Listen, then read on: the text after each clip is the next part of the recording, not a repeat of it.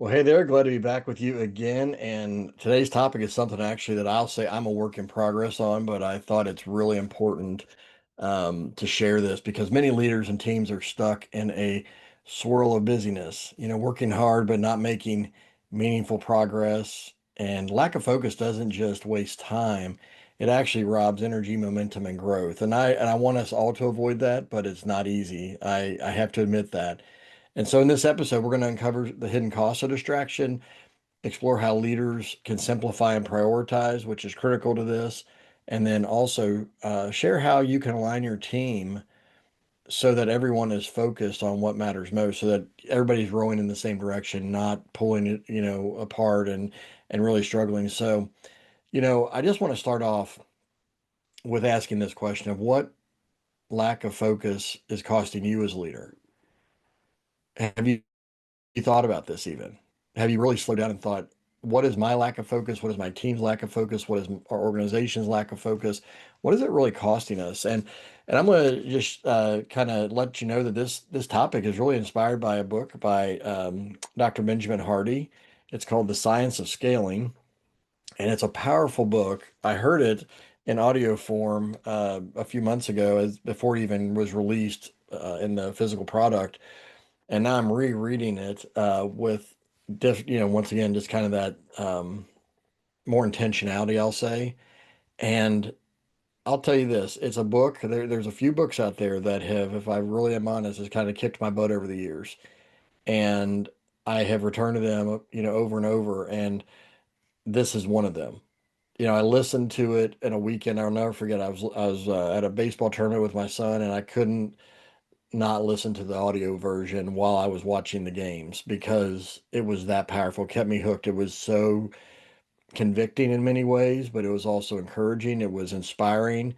And even as I'm reading the physical copy now, it's doing the same thing all over again, just at a different level because I'd already heard it. It's, have kind of been brewing and thinking about these things up, since listening to it this, a few months ago or whatever. So I just want to bring that up because I really encourage you. I was talking to a friend of mine the other day. He's like, "You're like the book promoter." I was like, "Well, I'm a book recommender. Let's say that. I don't get paid for promoting books, but I do recommend a lot of books, and I try to recommend relevant books to the right people at the right time." And I think this is one that, as a leader, I just don't know any leader, any organization that's not going to benefit from this one. So, The Science of Scaling by Dr. Benjamin Hardy is a book worth picking up. Whether you listen to the audiobook, whether you read the physical book, I don't care. That's not the point. The point is these principles that we're going to talk about throughout this episode today, as well as just all that he goes deep into in the book, are just really powerful. And so I just want you to understand that's really, I'll say, the catalyst for this conversation, because like I said earlier, I'm a work in progress on this topic. I am somebody who can be very busy and feel productive on one level, but not truly be productive in the sense of moving the needle to really accomplish big dreams or goals. So I can be busy and people are like, "Oh, Chris gets a lot of things done," and I do. But the question becomes, am I getting things done in the right way and at the right time with the right people, whatever it may be. So let's just jump into this first question that I want to ask today, and it's, what is the lack of focus costing you? Because like I said, maybe you haven't thought about this at all, or maybe at least lately as a leader. And the thing is that I also heard Rory Vaden say this, and Benjamin Hardy talks about this in his book, and it's a different way of saying it, but they basically are saying the same thing. But Rory Vaden said that diluted focus leads to diluted results. And what happens in our world today, in leadership and in business in general, we are very scattered if we're not careful because there's so many opportunities, right? There's so many things we could be doing, but that doesn't mean that they are things that we should be doing. And that's the hard thing. It's that filtering that becomes really hard. And that's what Dr. Benjamin Hardy talks about in the book, is so much about filtering. That when you raise your floor, as he calls it, when you basically raise the bar and set the standard higher, you have to filter differently because a lot of things that you're currently doing might fall under that, and most will. If you're really going to scale and grow 10x and 100x type levels of anything, you have to let go of a lot of things. And what lack of focus is costing you is the ability to let go of maybe even good things, but they're competing with great things and the best things. And so without focus, you dilute your energy and you stall your progress and you even create confusion in your organization. And that's where I think a lot of this goes is you end up wasting a lot of time, energy, attention, money, because all those people that are distracted, they have an hourly rate. Whether they're paid by the hour or paid by salary, it doesn't matter. Everybody's got an hourly rate. So how much money are you losing? How much energy and effort are you suffering by not being truly focused? So if you have multiple projects going on, you're going to have scattered attention. This goes back to another powerful book that I read years ago and I've read multiple times, Essentialism by Greg McCuen. And he talks about doing less but better. And he talks so much about priorities. We have made them this plural thing. Like we have 7 priorities this year. Well, he's like, when you have multiple priorities, you don't have a priority because priority is meant to be a single individual word and a thing. But when we say, well, our priorities are, well, who's tackling each of those priorities with singular focus? Maybe they are. Maybe you as an overarching leader can say, well, we have 3 key priorities this year and we have a team on each one of those. Okay, well, that's fine. That's a better way to operate. But many times that's not how organizations are operating. Many times, kind of everybody's got their hands in the pot of everything. Staff meetings aren't real organized, projects aren't real organized, and so you end up stalling and you get frustrated, you get stuck.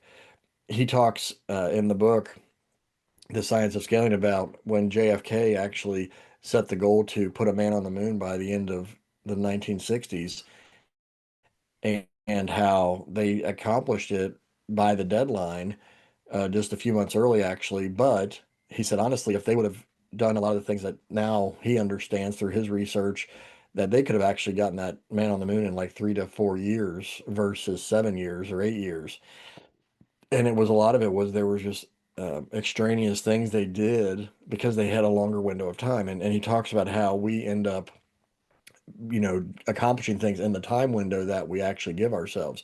So he talks about how deadlines are so important is, if you say, well, I want to get this done by the end of the year, well, if you've got 12 months because it's the beginning of the year, you're going to probably give yourself a lot of grace and wiggle room to take 12 months to do it. But if you say I'm going to get this done by the end of the year and you're 90 days out from that year, guess what? You're going to focus in. You're going to target in to get that done.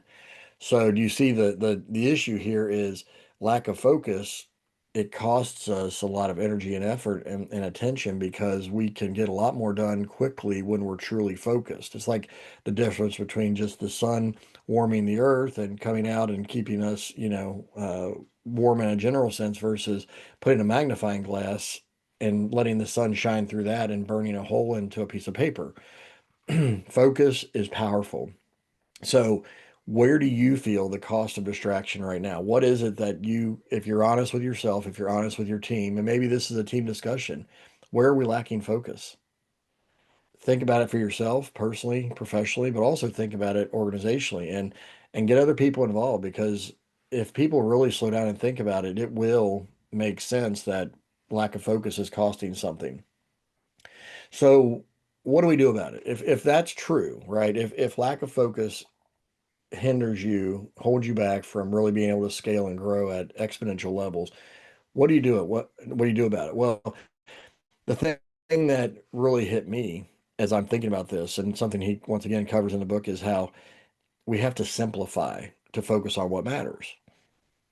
We can't do all the things we're doing and get the kind of results we really want to get with if we compared to like if we said this is our one goal for the next 90 days and we're going to tackle this thing and nothing else. And I know that's hard. And the reason it's hard is because he says what we've done in organizations is we've created complex systems full of all sorts of other things that interfere. And so we have to simplify and we have to make hard decisions. He was talking personally how, so while he was writing this book, he was also trying to build a YouTube channel and he was trying to do a lot of other content creation. And a friend of his said, "Why are you doing all this?" He actually had a business doing a coaching program that he ended up deciding to stop because his friend said, "Well, how much impact and income could you earn if you really focused on your best skill set of writing and research? And so he had to cut away a lot of the good things that he was working on in order to focus on the best thing, which was his writing and development of content that led people to what is now his new business of how to help businesses scale and grow with his business partner.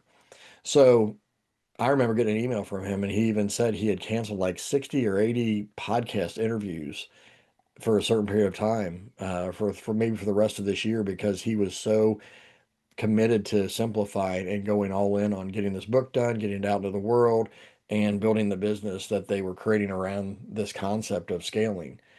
So my point is that a lot of hard decisions have to be made when we talk about simplifying. If you're going to be kind of a minimalist company, minimalist team or organization, you have to strip away a lot of the clutter, a lot of the things that really hinder you. And so many businesses, it's easy to just kind of take on more and more client, different clients ask you, well, could you also do this or could you also do that? And he shares stories of that in the book too, where he's like, companies that were successful in many ways, they had gotten wrapped up in adding layers of complexity because clients wanted one-off projects or this or that, and they could do them, but then they had to really be honest with themselves and say, well, we could do those things, but what is best long term for the business? And they had to cut a lot of things away and get back to their core proposition, their core offer, their core value. And so I want to encourage you to think about that. What do you need to simplify? What's become complex over time? Because clarity comes from cutting, not adding. And he even talks, and I've heard this in other places too, that Steve Jobs basically, when he came back to Apple, I think it was in 1997, they had like 350 products. I don't even remember that honestly, because I wasn't a huge Apple purchaser customer back then. I was just starting to get maybe more aware of Apple back then in the late 90s.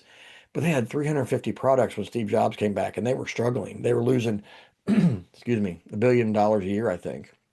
He stripped it down to 10 products, from 350 products down to 10. And he said, we're going to focus on these things.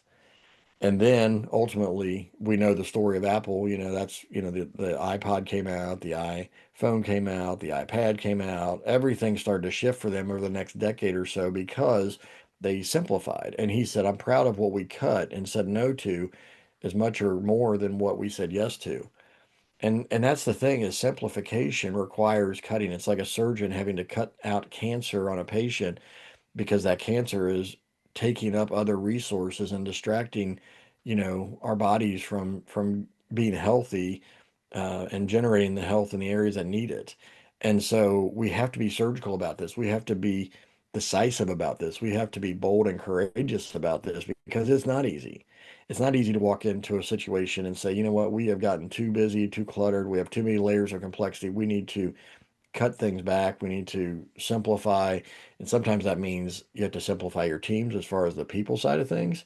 Sometimes that means you need to simplify your product line. Sometimes it means just your systems, your processes, whatever it may be, trying to get down to a system that is simple enough to truly scale and repeatable. And that's the thing, right? Is how can we build something that is easy to multiply, easy to replicate? I remember also another book, The E-Myth, from Michael Gerber years ago. I remember reading that sitting by the pool a few summers ago, honestly, is where I read it. And I thought this book is one of those that's a game changer too, because what he said that stuck with me, and there was a lot of good content in there. But one of the things he said was build your business like it's going to be franchised, that it needs to be multiplied. Because if you can build it where all your systems are tight and everything operates well, and then you can multiply that out into multiple locations, and whether it's selling franchises or having multiple locations to run it where it's consistent and the same at each location. He's like, whether you do that or not, it's going to benefit your business greatly. Whether you decide I'm not going to franchise this, I'm just going to be great where I am. He said, that's fine, but build it like you're going to multiply. And what would it take for you to be able to multiply it through other people and other places? Simplification is required in that situation as well. So, what is your next big goal, or what is a current big goal? And what is it that you are struggling with from a simplification standpoint? You need to commit to simplifying. So maybe it's something that, it's been a project in the works and you're going through it and it's working okay right now. Well, just take it, put it under the microscope, take a look at it at a deeper level and say, are there anything that we can just cut out? Anything that's extraneous here? Anything that we don't really need, but maybe we started something and it's kind of that, we don't want to lose because lose track of the time and the investment we put into that element. So you basically it's the sunk cost thing where you're like, hey, I already put so much time, energy, effort into it, money into it. I don't want to lose that piece. Well, maybe that piece still needs to go. That's where the courage and the boldness has to come into play. So think about that. Simplify so that you can focus on what matters most. And then the third thing I want to talk about and wrap up with here today is how to help your team focus together, because this is really important. Is if you the leader are not focused, how can the team be focused? So alignment is so critical, because if you as a leader are unclear, the team multiplies the confusion. Because if they're hearing different messages or they're sensing different things, they're understanding different things, maybe there's not a lot of great communication going on, because and people are assuming a lot of things. I mean, the reality is everybody can be start to going in a lot of directions, pulling in a lot of directions, and it doesn't help anybody. So you need to work on that alignment and make sure you have the right people doing the right things. It's the Jim Collins good to great principle. Make sure you have the right people on the bus. Make sure those people are in the right seats. And then also, if there are any wrong people on the bus, you have to get them off. And that could mean moving them to a different project, a different division, or it could be removing them from the organization. But the reality is getting things right so that you can focus and be successful is critical. So, what is the main thing, and define that for your team and say, this is the main thing that we need to work on. This is what we need to focus on for the next period of time. And when you do that, you have to fight for that simplification. You have to fight for that focus, because it's so easy still. That meeting breaks, everybody goes their separate ways. It's easy for them to get distracted. It's easy for you to get distracted on other things or things that maybe have been in the works. But I'm telling you, this is the powerful stuff that Benjamin Hardy's talking about in his book. It's the powerful stuff that Greg McKeown talked about in Essentialism. It's the powerful stuff that Michael Gerber talked about in the E-Myth, and so many other experts that have really studied this and really looked into this. We are very distracted in our world today. We know that personally. It's easy to get on their phone and look. This is what happens to me. I'll admit this. I'll get on my phone to check something, and then I get distracted by a notification, or I hit an app that I didn't even intend to go into, and all of a sudden I go down that rabbit hole, and I'm like, what did I even get? Why did I even pick up my phone? And maybe you've been there, right? Like all of a sudden, 5 minutes later, 10 minutes later, you're like, where did that time just go, and what did I just do? That's the kind of world we're living in. We have to fight for our focus, because distraction is the default. Distraction is what all these app creators and everybody wants us to do, because it's an attention economy. If they can hold our attention, they can sell our attention, they can sell us, and we are the product, vice versa, compared to the actual app or the phone or the product, whatever. It's like we are the product. And that's a whole nother discussion in and of itself. But the reality is we are easily distracted. We have to fight for our attention. We have to simplify if we're going to truly focus. And I just want to ask you, how good are you doing this? Are you doing this well? Are you doing this with excellence? Or do you feel scattered? Do you feel that lack of focus? And what's it costing you personally? What's it costing your team? Maybe collectively? And here's the thing, like I said, I know I'm a work in progress, but I have discovered a tool that I've basically kind of assimilated and put together over the last few years that really has been powerful. And I want to offer the opportunity for you, if you feel like, Chris, I just need to get my brain around all that we're doing and kind of clarify things and set the right priorities and really start to schedule out the right actions. Well, that's what I can help you do, honestly, because that is what has been extremely valuable to me, is to really define what's the clear goal, what things do I need to prioritize, what actions do I need to do in order to accomplish that goal. And then you start to calendarize it, and you're saying, okay, well, when do we need to do those things? What is the order of getting those things done? And so if you would like help with that, go to McClureCoaching.com, click the schedule a call button, because we can set up a free strategy call, and I can help you sort through your thoughts on that. And I'm more than happy to do that. And then we can talk about, if you need longer term help, what coaching and that strategic thinking partner can really help you with. I'd love to be that for you if that's something that'd be valuable.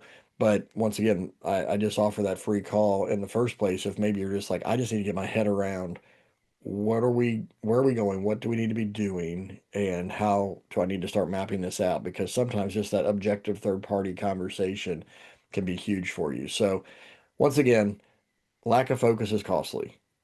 So, you need to make sure you're guarding against it. But you need to simplify to clarify. If you're not doing things simply, it's going to cause complexity and it's going to cause confusion. It's going to waste a lot of time, energy, and resources. And then finally, you need to work really hard to keep your team aligned on the same priorities. And you need to focus on what's that one thing we're going after? What are the key steps we need to take to go after that and accomplish it? And, once again, if you're tired of spinning your wheels and you want to clarify for your leadership personally or with your team, just go to McClureCoaching.com and schedule that free strategy session today. Folks, here's the thing. We have so much potential personally as well as organizationally.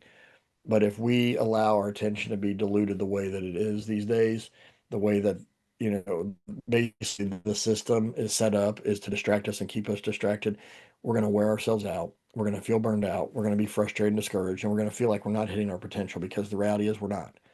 We can do so much more. We can achieve so much more in better ways and easier ways if we can focus. But the reality is we are struggling to focus. And as leaders, we have to be the ones to really truly lead the way and help our teams get there as well. So hope this is something that will make you think about, once again, reflect on where do we need to simplify, what do we need to cut, what do we need to refine, and then just start taking action. And if I can help you, I'd love to. So take care, God bless, and we will see you next time.